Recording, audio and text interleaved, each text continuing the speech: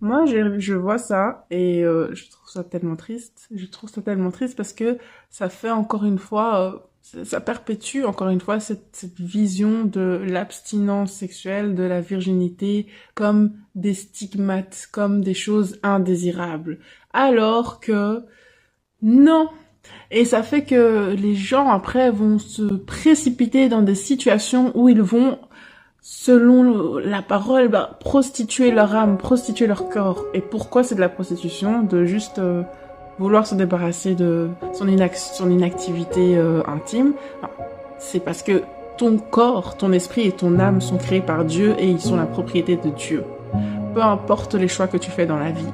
Et si jamais tu vas créer une alliance spirituelle par l'acte intime en dehors de la bénédiction de Dieu, tu prends ce qui était de Dieu et tu en fais de l'or que Dieu t'a donné et tu en fais un veau d'or, tu en fais une idole. Et c'est de la prostitution en esprit parce que tu prends ce qui appartient à Dieu pour le donner à un autel satanique qui est celui de la sexualité sans borne, sans fondement, béni par le Saint-Esprit et sans être placé sur le territoire du royaume de Dieu. Il y a une phrase que j'ai vue, celle qui disait, bon, ça parlait des femmes, mais je pense que c'est la même chose pour les hommes, que voilà, nous ne sommes pas des hôtels, nous sommes des maisons.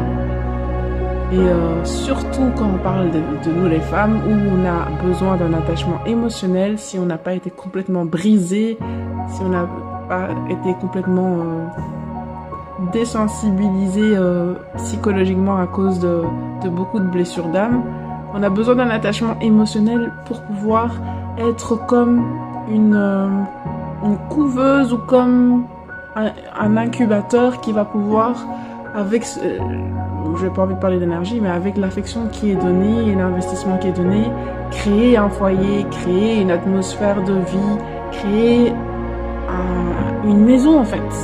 Et donc, nous ne sommes pas des hôtels. Nous ne sommes pas des hôtels.